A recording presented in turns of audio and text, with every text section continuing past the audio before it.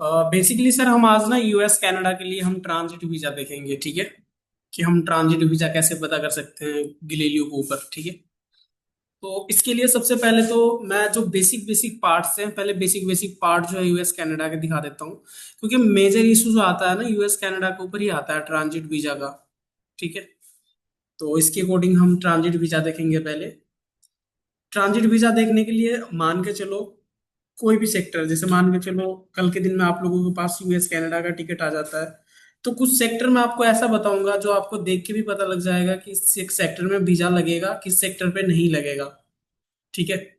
Transit visa क्या है? Sir बता सकते हैं ट्रांजिट वीजा क्या होता है? जी सर। सर बता सकते हैं सर? कई कंट्रीज हैं जो मतलब एयरपोर्ट पे स्टे करने के लिए ट्रांजिट वीज़ा की रिक्वायरमेंट होती है। जैसे मान के चलो यूएसए या कनाडा हो गया, ओके। लंदन हो गया। कुछ देशों में मतलब आप टिकट अगर आप बुक कर रहे हैं तो अगर अपने पास स्टे आ रहा है उन कंट्रीज का, तो वो उनके लिए वो पहले ट्रांजिट वीज़ा रिक्वायर्ड रहेगा। Okay, right sir. तो बेसिकली क्या होता है मैं बताता हूँ। काफी केस में क्या होता है, मैंने काफी अभी तक मोर देन 2000 प्लस स्टूडेंट पढ़ाए हैं। इसमें से मैंने सर देखो ऐसा केस भी कुछ देखा हुआ है, लाइक कि दो चार लुधियाना साइड से दो तीन ट्रैवल एजेंट ऐसे थे। स्टार्टिंग में क्या होता है कि मैं एक चीज बता दूं, जो इंडिया से कनाडा के लिए कस्टमर ट्रैवल कर रहे हैं, ठीक है। उनके लिए क्या होता है कि ट्रांजिट वीजा मोस्टली क्या होता है, जिस भी एजेंट को पता है ट्रांजिट वीजा का नॉलेज है, सारी चीज पता है, उसके लिए कोई दिक्कत नहीं है। काफी बंदा क्या करते हैं पोर्टल से बुक करते हैं, लाइक टीबी और या अकबर, इन पोर्टल से बुक करता है। इन पे जेन्युइन इन्फॉर्मेशन नहीं होता है ट्रांजिट वीजा का, कौन से सेक्टर पे ट्रांजिट वीजा लगेगा, कहाँ पे नहीं लगेगा, ये सारा चीज पोर्टल पे भी अपडेट नहीं होता है काफी टाइम तक। मोस्टली जो क्या होता है हमारा 80% जितना होता है इंटरनेशनल फ्लाइट, 80% फ्लाइट आपका नॉन रिफंडेबल होता है। बाकी 20% जो फ्लाइट है हमारा वो रिफंडेबल होता है। इस केस में क्या होता है कि कुछ चीजें हमें ना खुद ध्यान में रख के करना पड़ता है हर चीज। तो एक केस ऐसा आया था हमारे मेरे पास, 20 स्टूडेंट थे। एक कोई इमिग्रेशन था, उनके पास 20 स्टूडेंट थे और उनको ये नहीं पता था कि ट्रांजिट वीजा इंडियन पैसेंजर के लिए कनाडा के लिए कहाँ पे हम स्टे दे सकते हैं, कहाँ पे नहीं दे सकते। ये चीज नहीं पता था उनको। और इस कारण उन्होंने क्या करा था कि यूएस सेक्टर का, अब देखो सर मोस्टली क्या होता है, जिस फ्लाइट में सबसे ज्यादा बुकिंग बनेगा उसमें तो ऑब्वियसली सी बात है कि नीचे का क्लास जब क्लोज हो जाएगा तो ऑटोमेटिकली प्राइस हाई हो जाता है। तो अब देखो जो यूएस, जो भी ट्रैवल एजेंट को नॉलेज है ट्रांजिट वीजा का अकॉर्डिंग, वो क्या करेंगे कि अपना जो भी यूएस सेक्टर हो गया आपका, जो भी है जिसमें ट्रांजिट वीजा लगेगा उस सेक्टर का वो बुकिंग नहीं करते, ठीक है।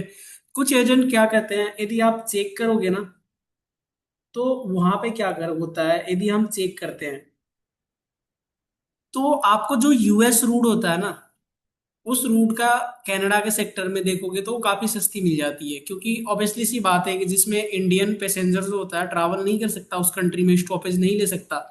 तो ऑब्वियसली सी बात है कि सर सीट भी फुल नहीं होगा, नीचे नीचे का भी क्लास होगा हमारा अवेलेबल, लोएस्ट। तो इसके कारण क्या होगा, सस्ती आएगी।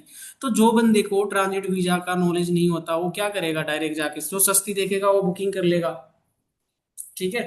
तो इस केस में क्या होता है, हमें सारा चीजें देखनी पड़ती है। तो सेम केस हुआ था, उस इमिग्रेशन ऑफिसर को ये नहीं पता था कि कहाँ पे हम ट्रांजिट दे सकते हैं कहाँ पे नहीं। उन्होंने क्या करा, यूएसए का एक वो दे दिया, जेएफके में वो स्टे दे दिया था। तो यदि आपको पता नहीं है और टिकट आप बना लेते हो, तो ऐसा नहीं है कि दिल्ली से जेएफके स्टॉप है, जेएफके से फिर आगे वाई वाई जेट या वाई बी आर जो भी है, यदि आपका गलत स्टॉपेज आप दे रखे हैं ना, तो आपको, आपका जो भी कस्टमर होगा उनको दिल्ली से ही ट्रैवल करने नहीं देगा, उसको दिल्ली में ही रोक देगा, ठीक है। और मोस्टली केस में क्या होता है, यदि नॉन रिफंडेबल टिकट है, पता चला एयरपोर्ट पे ही जाके ये चीजें, तो काफी बड़ा लॉस हो जाता है।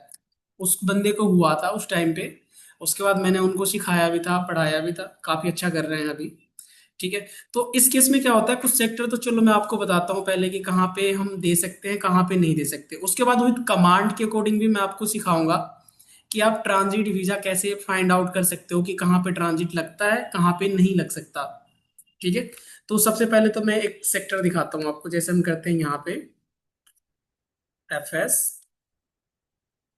दिल्ली 10 सितंबर वाई वाई जेड, ठीक है।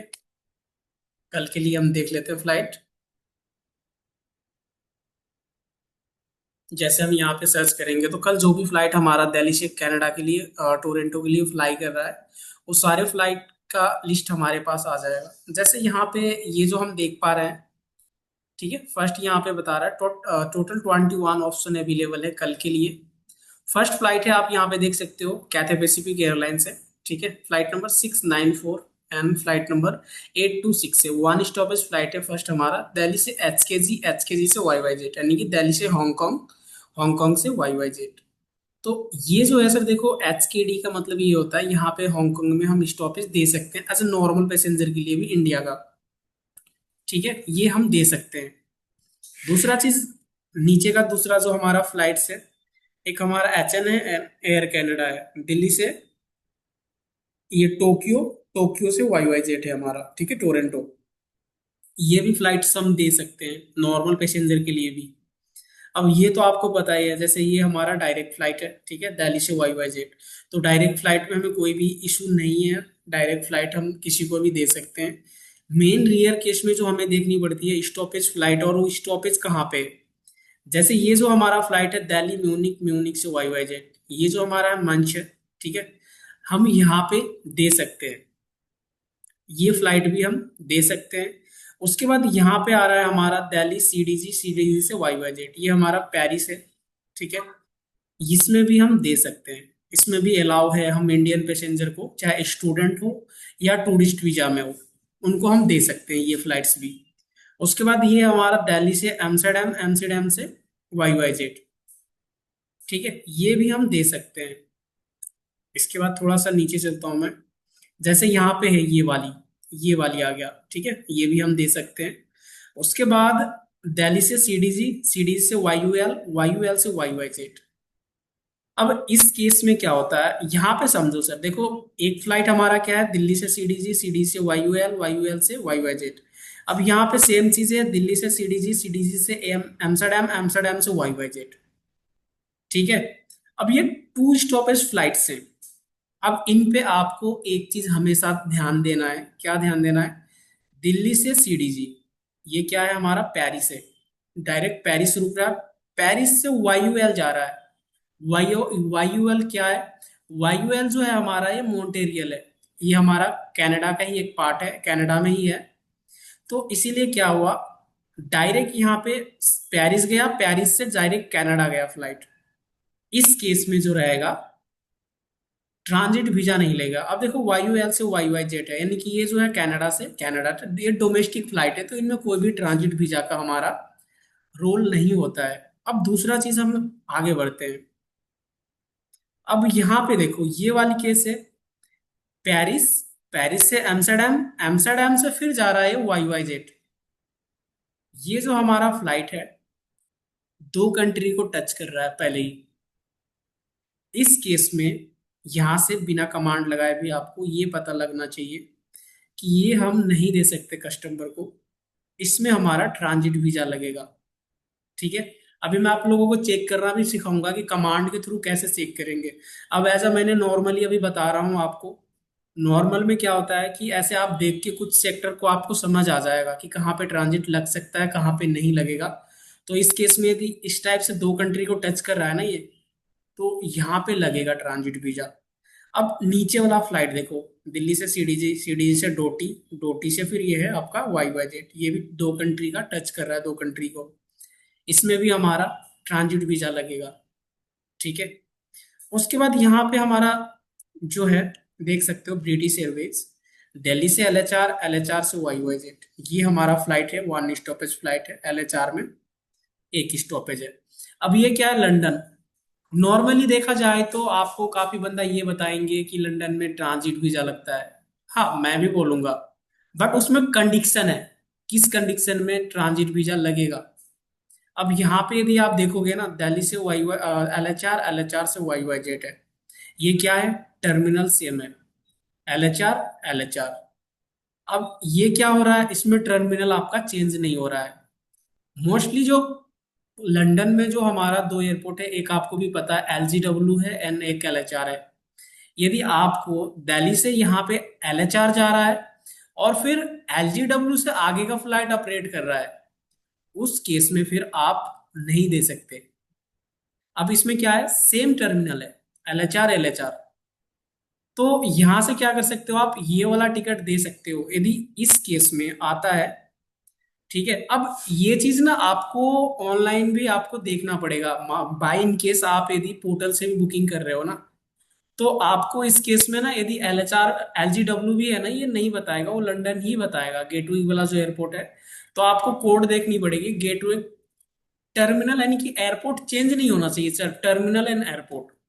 यदि चेंज हो रहा है तो फिर उस केस में ट्रांजिट वीजा लगेगा। यदि फ्लाइट यदि गेटविक जा रहा है, गेटविक जा रहा है और गेटविक से ही फिर वो आगे जा रहा है, फिर उस केस में हमारा ट्रांजिट वीजा नहीं लगेगा। इस फ्लाइट में सेम आपके सर, आपके कहने का मतलब अगर दिल्ली में हिंडन है और दिल्ली है तो उस केस में हमारा ट्रांजिट वीजा लगेगा, बराबर? नहीं, देखो सर, डोमेस्टिक फ्लाइट के लिए नहीं होता है। जैसे जो लंदन होता है ना, क्या होता है मैं समझाता हूँ आपको। जैसे हम दिल्ली से लंदन जा रहे हैं, राइट, जब हम दिल्ली से लंदन जा रहे हैं, तो उस केस में क्या होता है कि लंदन का जो दूसरा एयरपोर्ट है, गेटविक, जिस एयरपोर्ट का नाम है वो भी लंदन में ही है, थोड़ा सा डिस्टेंस है दोनों के बीच में, यानी कि हमें एग्जिट करके दूसरा एयरपोर्ट पे जाना होता है। तो इंडियन पैसेंजर के लिए क्या रूल्स है कि वो बाहर नहीं निकल सकते। सेम एयरपोर्ट पे जा रहे हैं, जैसे कि एलजी हिथ्रो एयरपोर्ट जा रहे हैं, वो हिथ्रो से ही जा सकते हैं, वो एयरपोर्ट या टर्मिनल चेंज नहीं कर सकते, क्योंकि उनको अलाउ नहीं है कि वो एयरपोर्ट से बाहर जा सके। यदि इस टाइप के यदि, नहीं, मैंने एग्जांपल दिया था ये डोमेस्टिक को हाँ लेके, कोई दिक्कत नहीं है, डोमेस्टिक हिंडन में और इंडिया का तो कर सकते हैं, इंडिया इंडिया है तो कोई दिक्कत नहीं है। बट इंडियन पैसेंजर के लिए हम क्या देख रहे हैं, दिल्ली से कनाडा के लिए हम ट्रांजिट वीजा देख रहे हैं। तो इस केस में क्या है कि इस केस में आपको देखना पड़ेगा, यदि टर्मिनल चेंज है तो फिर उस केस में आपको एयरलाइन से भी पता करना पड़ेगा। बाकी मैं आपको बता दिया यहाँ पे, ठीक है। जैसे ये हमारा ये फ्लाइट है दिल्ली से ज्यूरिक, ज्यूरिक से वाई वाई जेट, यानी कि ये भी हमारा फ्लाइट जो है अलाउ है, इसमें भी हम दे सकते हैं, इसमें भी दे सकते हैं, ये नीचे वाला में भी दे सकते हैं। सर टाइम लिमिट का भी कुछ होता है क्या इसमें? टाइम लिमिट का सर देखो ऐसा स्टे कुछ स्टे अभी टाइम तक, स्टे टाइम नहीं स्टे टाइम सर देखो ऐसा कुछ नहीं होता है स्टे टाइम। ठीक है, मेजरली केस में क्या होता है कि अगर मैंने 17 घंटा 18 घंटे तक का फ्लाइट दिया हुआ है, बट इसमें टाइम का कुछ भी वो हाँ नहीं जी। होता है। मेन मेजर होता है एयरपोर्ट, हमें पता होना चाहिए कहाँ पे अलाउ है कहाँ पे नहीं अलाउ है। ठीक है, ऐसा टाइम का कुछ ठीक है नहीं है। जी। हाँ, टाइम एक एयरपोर्ट पे है, जो वर्सा यूएस का आई थिंक, जो वर्सा एयरपोर्ट है ना, मतलब आई थिंक जो डब्ल्यू एयरपोर्ट है। हाँ, इसमें देखो, बाकी एयरलाइंस में यदि जब भेज रहे हो आप, जा रहा है दूसरा एयरलाइंस कोई जा रहा है ना, तो अलाउ नहीं करेगा।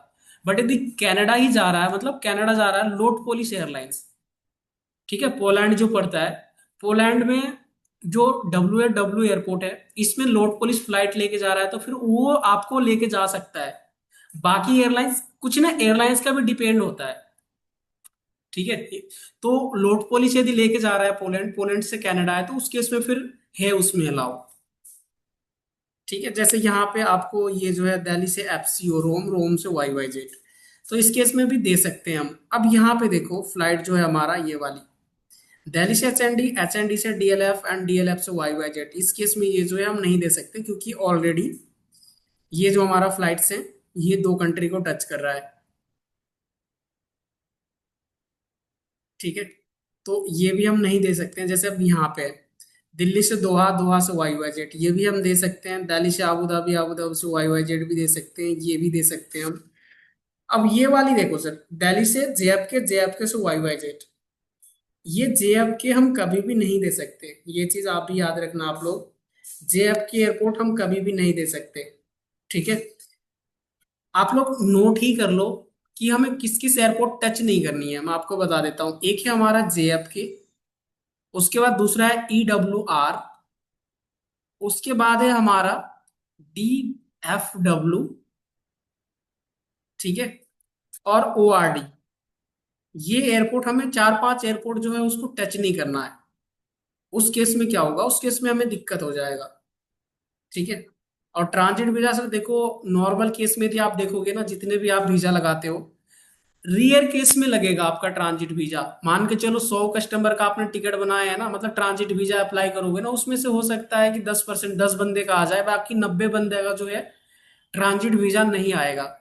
तो इसीलिए हमें जो ट्रांजिट वीजा होता है वो हमें अच्छे से देख के करना होता है। अब मैं आपको सिखाता हूँ सर कि हम ट्रांजिट वीजा कैसे चेक करेंगे कमांड के अकॉर्डिंग। जैसे ये वाली हमारा फ्लाइट है, ठीक है, कैथे पैसिफिक का, इसको हम कर लेते हैं बुक।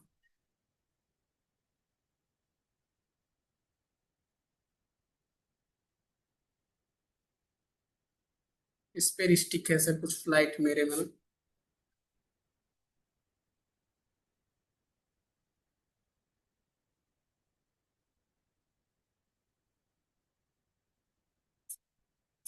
ठीक है, तो इसमें सर देखो ट्रांजिट वीजा जो है ना, हमारा ट्रांजिट वीजा चेक करने का जो कमांड है मैं आपको बता देता हूँ।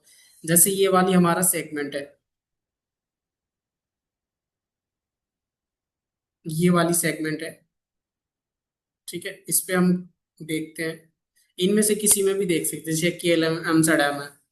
ट्रांजिट वीजा चेक करने का जो हमारा कमांड होता है ये होता है हमारा TI-MB। ठीक है, ये हमारा ट्रांजिट वीजा चेक करने का कमांड है। उसके बाद इसको हम करते हैं इंटर। आप यहाँ पे बॉक्स को समझो, ठीक है, यहाँ पे हमें बता रहा है ट्रांजिट वीजा इंफॉर्मेशन रिक्वायर्ड। जो भी है इंफॉर्मेशन हम यहाँ पे डाल सकते हैं। यहाँ पे है नेशनलिटी, उसके बाद है यहाँ पे सर डेस्टिनेशन, ट्रांजिट सिटी, ठीक है, एयरलाइंस का हमें नीड नहीं होता। तो सबसे पहले हम यहाँ पे डालेंगे कहाँ का है बंदा, ठीक है, जैसे हमें जानी है यहाँ पे दिल्ली से, दिल्ली डाल सकते हैं हम डायरेक्ट। उसके बाद हम यहाँ पे डालेंगे डेस्टिनेशन, कहाँ जा रहा है, सपोज दैट YYZ जा रहे हैं, ठीक है। उसके बाद यहाँ पर ट्रांजिट सिटी क्या है, सपोज दैट हमारा जो ट्रांजिट सिटी है, ट्रांजिट सिटी है HKG, ठीक है, HKG हांगकांग। उसके बाद आप कर दो यहाँ पे इंटर। तो यहाँ पे जो है ना कुछ चीजें आपको इस टाइप से दिख जाएगा, ठीक है। तो यहाँ पे आप देख सकते हो। उसके बाद ये जो है normal passengers, transit visa required expect passenger. तो इस टाइप से यहाँ पे आपको टीपिन पे क्लिक करनी है,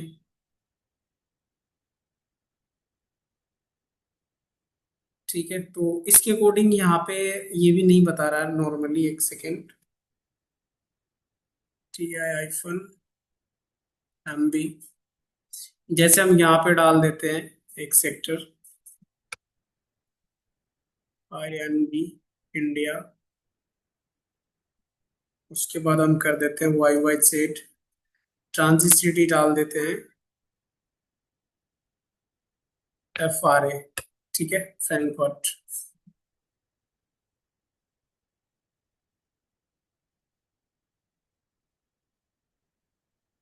वीजा इज नॉट रिक्वायर्ड, यहाँ पे देख पा रहे हो सर? हेलो, जी हाँ जी जी जी। सर। स्क्रीन देख पा रहे हैं ना? जैसे हमने क्या करा अभी, हमने ये वाला चीज यहाँ पे डाला, मैं आपको जी बता रहा हूँ यहाँ पे हमने क्या डाला, इंडिया से हम जा रहे हैं, ठीक है, YYZ, और हमारा ट्रांजिट सिटी है फ्रैंकफर्ट। तो यहाँ पे जैसे आप क्लिक करते हो ना, यहीं पे बताता है आपको वीजा इज नॉट रिक्वायर्ड, ठीक है। देख पा रहे हैं सर? हाँ जी जी सर। जी। Yes sir, yes sir. हाँ, तो यहाँ पे आपको ये चीजें करनी है। तो जैसे आप ये चीजें करोगे ना, आपको ट्रांजिट वीजा पता लग जाएगा कहाँ पे करनी है, कहाँ पे लगेगा ट्रांजिट वीजा, कहाँ पे नहीं लगेगा, ठीक है। तो ये कमांड के थ्रू है। कुछ सेक्टर में और भी बताऊंगा आपको, ठीक है। तो जैसे आप सेक्टर देख के भी आपको पता लग हाँ, जाएगा। Sir sir sir. Yes sir, बताओ सर।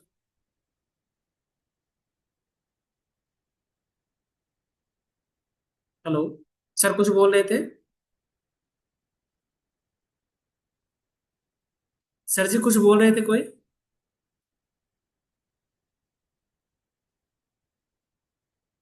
हेलो। नहीं सर, कंटिन्यू करिए जी आप। श्योर, ठीक है सर।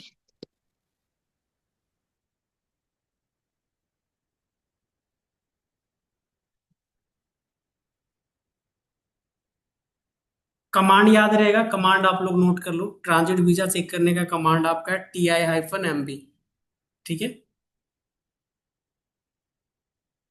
नोट कर लिया सर?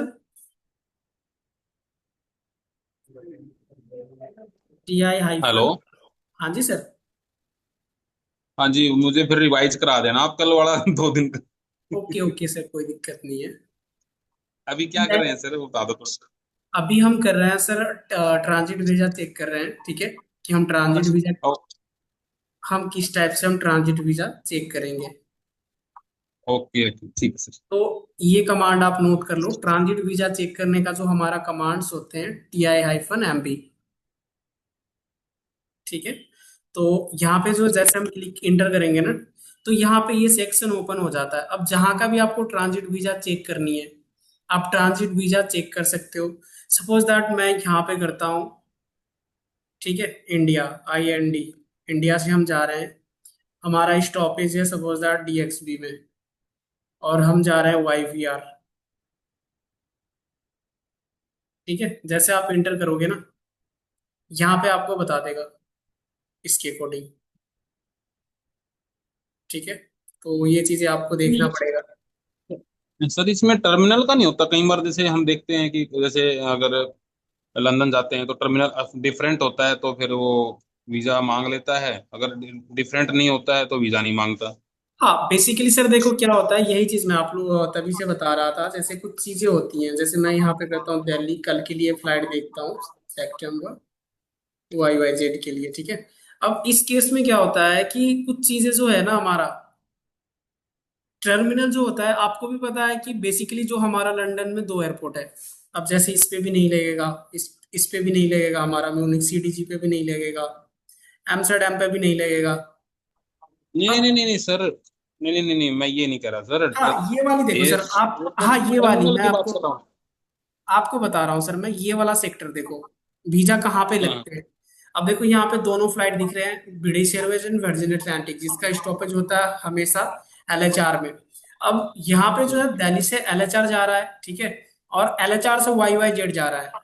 तो इस केस में क्या होता है, कई बार फ्लाइट का कॉम्बिनेशन जो बनता है, GDS जो बना के देता है, वो होता है दिल्ली से LHR, फिर LGW से YYZ। समझ पा रहे हो सर? हाँ जी सर। तो मैं भी यही समझाने की कोशिश कर रहा था आपको, जो यहाँ पे है दिल्ली से LHR, LHR से YYZ, ये जो हमारा फ्लाइट्स होते हैं ना, ये देखो टर्मिनल इस पे चेंज नहीं हो रहा है सर, सेम टर्मिनल जा रहा है। दूसरा जो हमारा LGW है, लंदन का ही है वो भी, यहाँ पे यदि जाते समय पे LGW है, और जैसे यहाँ से हम कहाँ जा रहे हैं, दिल्ली से कनाडा, अब स्टॉपेज कहाँ पे है, लंदन में है। इस केस में हमें टर्मिनल देखना होता है सर, दो टर्मिनल है यहाँ पे हमारा, ठीक है, लंदन में एक है हमारा LHR एंड दूसरा है LGW। बाय इन केस यहाँ पे क्या होता है कि यदि आपको जो है ना, ये सेम टर्मिनल दिख रहा है आपको, LHR में जा रहा है, दिल्ली से LHR, LHR से ही YYZ जा रहा है, इस केस में तो आपका ट्रांजिट वीजा नहीं लगेगा, चाहे आपका 10 घंटे के भी स्टॉपेज हो, 15 घंटे का भी हो, उस पर कोई फर्क नहीं पड़ता। By in case terminal change होता है ना, तो जो गाइडलाइन है इसका ऑलरेडी, आप यदि जा रहे हो तो एयरपोर्ट के बाहर नहीं जा सकते हैं लंदन का, ठीक है। तो इसलिए क्या होता है, गेटवे जो है दूसरा टर्मिनल पड़ता है, तो उनको ना, जो भी गेटवे एयरपोर्ट जा रहा है, उस बंदे को क्या होता है कि टर्मिनल से एग्जिट करके फिर दूसरा टर्मिनल पे जाना होता है। तो उस केस में क्या है कि एग्जिट अलाउ नहीं होता है। ऐसा केस होता है ना, कई बार क्या होता है, एयरपोर्ट वाले के साथ भी गलती हो जाता है कई बार, ठीक है। जैसे मान के चलो कोई बंदे को ये चीजें नहीं पता है, और उसको यहाँ से भेज दिया, तो काफी बार ये होता है कि वहां पे रोक देते हैं। मोस्टली केस में क्या होगा, उसको दिल्ली से ही नहीं जाएगा, अब जहां से भी है, मुंबई से या दिल्ली से फ्लाइट, कोई इशू नहीं है। इसमें क्या है, यदि जो ट्रांजिट वीजा है, वो ट्रांजिट वीजा यदि उस बंदे को पता लग गया, दिल्ली के इमिग्रेशन वाले को, तो फिर यहीं से ही नहीं जाने देंगे। कई बार क्या होता है कि वो टिकट देखते हैं, कई बार, ठीक है, बोर्डिंग निकाल के दे देता है, तो उनको ना कई कई बार देखते नहीं है वो। तो इस केस में एक दो पैसेंजर चले जाते हैं, और उसके बाद वहां पे एयरपोर्ट चेंज होते हैं, तो वहां पे रोक देते हैं, ठीक है। या तो वहां पे रोक देंगे, या तो फिर वहीं से पॉसिबल होगा, बंदा जो भी जा रहा है कस्टमर हमारा, यदि बोलने में सही रहेगा उसका, तो ये बोल देगा कि चलो कोई बात नहीं है, आप टर्मिनल से एग्जिट नहीं करना देते हो, कोई दिक्कत नहीं है, आप फ्लाइट चेंज कर दो हमारा, मतलब तो हो सकता है वहां पे कुछ पैसे लेके उनको वहीं से फिर भेज दे, नहीं तो फिर ज्यादा लड़ने वाले जो पैसेंजर होते हैं ना उनको वो भेज देते हैं रिटर्न, कि आप इंडिया जाओ फिर दूसरे टिकट करके जाओ। ऐसा भी केस हुआ है कई बार। ठीक है, तो ये चीजें हमें देखनी है। यदि लंदन का आप वो बना रहे हो ना, वर्जिन अटलांटिक कोई भी एयरलाइंस, उस केस में यदि एयरपोर्ट चेंज है तो उस केस में फिर आपको ये चीजें ध्यान देना है। ठीक है, आप यदि कोई भी बुकिंग साइट पे जाओगे ना सर, आपको ये चीजें पता नहीं लगता कभी भी कि ट्रांजिट वीजा किस पे लगेगा किस पे नहीं लगेगा। काफी सारा साइट है जो ये इन्फॉर्मेशन नहीं देता है। ठीक है, जो माई पार्टनर है वो थोड़ा सा इन्फॉर्मेशन दे देता है, बट बाकी जितने भी साइट मैंने भी देखा है, ठीक है, ये सारे आपको एक्चुअल इन्फॉर्मेशन नहीं देंगे ट्रांजिट वीजा का, क्योंकि पता नहीं होता। आप कस्टमर केयर पे भी कॉल करोगे ना, वो भी एक ही चीज बोलेंगे कि आप एयरलाइन से कांटेक्ट करो कि आपका ट्रांजिट वीजा लगेगा या नहीं लगेगा। ठीक है, तो ये सारी चीजें सर हमें देख के करना पड़ता है, जो भी टिकट हम करेंगे ना, सारे चीज हम देख के करते हैं। ठीक है बलविंदर सर, सुन पा रहे हैं?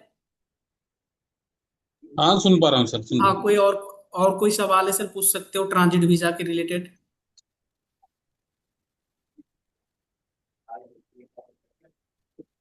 सर या एक लिस्ट बना के दे दीजिए ना सर, जिसपे हाँ हाँ डायरेक्टली जो कंट्री में अलाउ नहीं हो उसका। हाँ, बिल्कुल यूएस कनाडा वगैरह का मैं दे दूंगा। ये तो हो गया सर। ठीक है, हाँ। दूसरा चीज आप लोग ये भी नोट डाउन कर लो। यदि आपको कुछ भी डाउट लगता है ना, पहले एक बार इससे भी चेक करना आप लोग। ठीक है, TI-MB आप लोग जरूर डालना। जैसे मान के चलो हम यहाँ पे करते हैं TI-MB, ये मैनुअली जो होता है हमारा GDS गैलीलियो का ट्रांजिट वीजा चेक करने का कमांड होता है। ठीक है, तो यहाँ से क्या होता है, वन स्टॉपेज टू स्टॉपेज कोई भी है, यहाँ पे आप डाल दो नेशनलिटी कहाँ का है, उसके बाद डेस्टिनेशन कहाँ जा रहा है, ठीक है, उसके बाद ट्रांजिट सिटी। अब मान के चलो ट्रांजिट सिटी दो दो है, उस केस में आप दो दो भी डाल सकते हो, कोई दिक्कत नहीं है। जैसे स्टॉपेज दो है, एक आपका एम्स्टर्डम में है, दूसरा सपोज दैट मॉन्टेरियल में या कहीं पे भी है, आप यहाँ पे दूसरा ट्रांजिट सिटी डाल सकते हो, तो आपको ये बता देगा। ठीक है, अब एक्यूरेट सर देखो कोई भी नहीं बताता है सिस्टम, तो कुछ चीजें हमें भी पता होना चाहिए। जब कल के दिन में आप लोग काम करते जाएंगे ना, उस केस में काफी चीजें आप लोगों को पता लग जाएगा ट्रांजिट वीजा के बारे में, कहाँ पे लगेगा कहाँ पे नहीं लगेगा। तो बेसिकली मोस्टली अभी जो है हमारा चेक करने का कमांड है TI-MB, नेशनलिटी डाल दो, डेस्टिनेशन डाल दो, सिटी डाल दो, ट्रांजिट सिटी, जहां भी ट्रांजिट यानी कि जहां भी उसका स्टॉपेज है। तो कुछ चीज आपको यहाँ से आसान कर देता है। ऐसा नहीं है कि 100% ये करेक्ट बताएगा, बट कुछ चीजें आपको यहाँ से भी वो कर देता है आसान। ठीक है, तो हमारा ट्रांजिट वीजा चेक करने का ये कमांड है। अब कुछ चीजें और देखते हैं दो चार डेट में।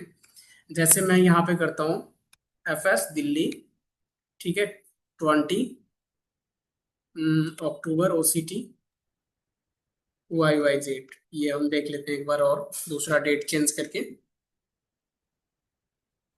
तो जैसे यहाँ पे देख पा रहे हो आप, दिल्ली से अबू धाबी। ठीक है, अब आपको पता है अबू धाबी हमारा दुबई में, इसमें भी अलाउ है। सेम चीजें अब यहाँ पे देखो, दिल्ली से LHR, LHR से YYZ, ये भी हमारा अलाउ है, क्योंकि यहाँ पे कोई भी हमारा टर्मिनल चेंज नहीं हो रहा है, सेम टर्मिनल है।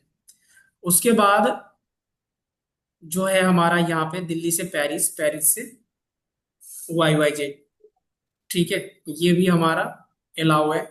दिल्ली से एम्स्टर्डम, एम्स्टर्डम से YYZ, तो इस केस में भी हमारा ये भी अलाउ है। अब यहाँ पे नीचे आते हैं हम। अब ये देखो सर, दिल्ली से CDG, CD से एम्स्टर्डम, एम्स्टर्डम से YYZ, ये भी हमारा ऑलरेडी अलाउ है। सॉरी, ये अलाउ नहीं है सर, ये दो कंट्री टच कर रहा है। ठीक है, CDG जैसे पेरिस और एम्स्टर्डम, तो ये हमारा अलाउ नहीं है, ये भी अलाउ नहीं है, ये भी अलाउ नहीं है, ये नीचे वाला भी, ये भी हमारा अलाउ नहीं है, ये भी अलाउ नहीं है। ये JF के आप लोग नोट डाउन कर लो, JF के आप नहीं दे सकते। ठीक है, ये हमारा कार्यो अलाउ है, कार्यो में। ठीक है, HKG में भी अलाउ है इंडियन के लिए। उसके बाद हमारा ये वाला जो है ज्यूरिक में भी अलाउ है, ये तो डायरेक्ट हमारा दिल्ली से मॉन्टेरियल, मॉन्टेरियल से YYZ, इसमें भी हमारा अलाउ है।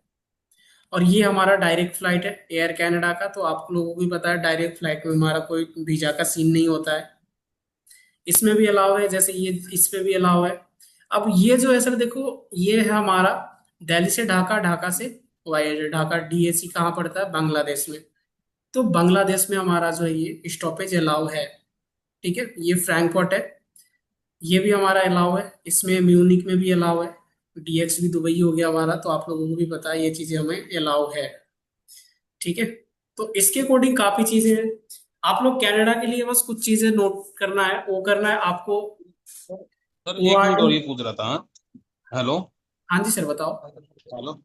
जैसे वीजा अलाउ है ट्रांजिट, लेकिन वो टाइम लिमिट कहाँ शो करेगा भी, कितने टाइम तक आप स्टे ले सकते हो? मान सर लो कोई फ्लाइट टाइम लिमिट देखो, 20। टाइम लिमिट के अकॉर्डिंग इस पे ना हम वो नहीं कर सकते। टाइम लिमिट हमें वो नहीं चाहिए, वो ऑलरेडी एयरलाइंस का कॉम्बिनेशन बनाता है एयरलाइंस। ऑलरेडी आपको पता लग जाएगा, जैसे मान के चलो आप यदि जा रहे हो, नहीं नहीं नहीं, सपोज कई बार दैट। क्या होता है सर, देखो कई बार है ना 24 घंटे होता है, 36 घंटे होता है। तो अगर हम बात करते हैं कई बार, तो लिखा मिलता है जी ये तो 8 घंटे तक की अलाउ था इसका ट्रांजिट, 20 घंटे तक ही अलाउ था, लेकिन वो 36 घंटे में वो डे डे का अलाउड होता है, नाइट में नहीं होता है। तो ये चीजें भी आती हैं सर। हाँ, ये चीजें सर देखो सारे कंट्री के लिए नहीं होता है, कुछ कंट्री जो है ना वो हाँ हाँ हाँ, करती देखो है। प्रैक्टिस के लिए नहीं बट होता, मैं जैसे वैसे देखो सिर्फ पूछ रहा हूँ। मेरा जहां तक इस एक्सपीरियंस है सर, क्योंकि मैंने कनाडा सेक्टर में कम से कम भी 10,000 से ऊपर टिकट इशू करा होगा अभी तक, हम्म। कनाडा कनाडा का। तो इसमें क्या है कि मेजरली केस में यदि आप देखोगे ना, एम्स्टर्डम हो गया आपका, एमएक्सपी हो गया, सबसे ज्यादा लेओवर वाला जो स्टॉपेज आता है ना, वो एमएक्सपी का ही आता है। ठीक है, मिलान हम्म। में काफी लंबे लंबे स्टॉपेज होते हैं, 18 घंटे 22 घंटे तक हम्म। का भी स्टॉपेज है। हाँ जी हाँ जी। यहाँ हाँ। पे आपको कोई ट्रांजिट वीजा नहीं मांगेगा एमएक्सपी पे। हाँ। एफसीओ में भी, एफसीओ भी जो हमारा रोम का, इस पे भी आपका कोई भी वो नहीं मांगेगा ट्रांजिट, इसमें भी काफी लंबे लंबे होते हैं। दो तीन कंट्री है ऐसे जो जिसका टाइम के अकॉर्डिंग होता है, मैं आप लोगों को ये चीजें शेयर करूंगा कि टाइम के अकॉर्डिंग किस कंट्री में होता है। बट मेजरली केस में क्या होता है कि कस्टमर क्या बोलते हैं, कस्टमर बोलते हैं नॉर्मली 8 घंटे 5 घंटे 7 घंटे 8 घंटे 10 घंटे 12 घंटे तक का स्टॉपेज जो है अफोर्ड करते हैं। उससे ज्यादा वो लोग भी बोलते हैं कि ज्यादा स्टॉपेज मत देना। ठीक है, तो इस कारण से एक बार मैं आप लोगों को भी बताऊंगा कि कौन सा है और कैसे हम वो देख सकते हैं। ठीक है, क्लियर है सर ट्रांजिट वीजा का?